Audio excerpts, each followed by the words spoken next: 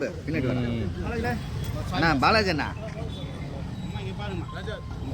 இருந்து பாருமா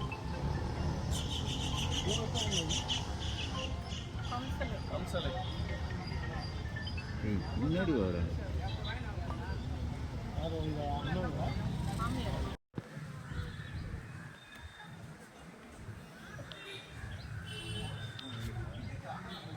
எங்கள் வீட்டுக்கார பேர் திருவேங்கடம்.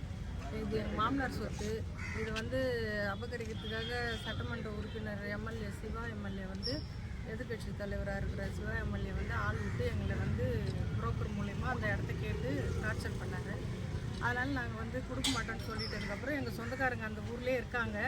அவங்கக்கிட்ட மூலயமா ஒரு போலி டாக்குமெண்ட்டு ரெடி பண்ணிவிட்டு எங்கள் சொத்தை அபகரிக்கிறதுக்கு முயற்சி பண்ணுறாரு. அது சம்மந்தமாக கவர்மெண்ட்கிட்ட மனு கொடுக்க வந்திருக்கோம். அதுதான் அவர் வந்து பார்த்து செய்கிறேன்னு சொல்லியிருக்காரு.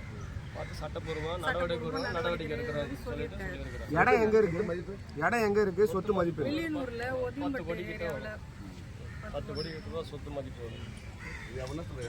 அவங்க வந்து ஒரு 3 கோடி ரூபாய்க்கு அடிமாட் ரேட்டு கேட்டாங்க. நாங்கள் கொடுக்க மாட்டோம்னு சொல்லிட்டோம். இது சம்மந்தமாக நாங்கள் இடத்துக்கு போனோம், புகார் கொடுத்தோம். அந்த இடத்த ஓட்டக்கூடாதுன்னு சொன்னோம்.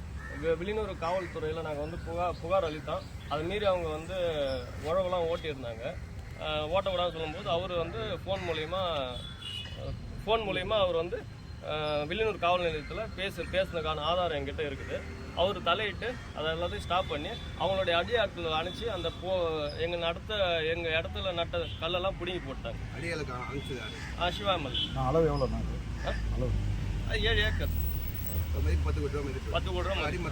ஆமாம் கிடைக்காது. நாங்கள் கொடுக்க மாட்டோம்னு சொல்லிட்டோம். சொத்து இவங்க பேரில் இருக்கு. சாத்தலை அவன் ஒரு போலி அன்ரிஜிஸ்டர்ட் டாக்குமெண்ட் வச்சு வில்லியனூரில் கொடுத்துருக்குறாங்க. அந்த டாக்குமெண்ட் எங்ககிட்ட கொடுக்கல, வில்லியனூர் ஸ்டேஷன் வில்லியனூர் காவல் நிலையத்தில் கொடுத்துருக்குறாங்க. ஆளுநர் அவர்கள்கிட்ட நாங்கள் மனு கொடுத்துருந்தோம். அவர் சட்டப்பூர்வமாக நடவடிக்கை எடுத்து எங்கள் நிலத்தை மீட்டு கொடுக்குறேன்னு சொல்லிட்டு உறுதி அளிச்சுக்கிறாங்க.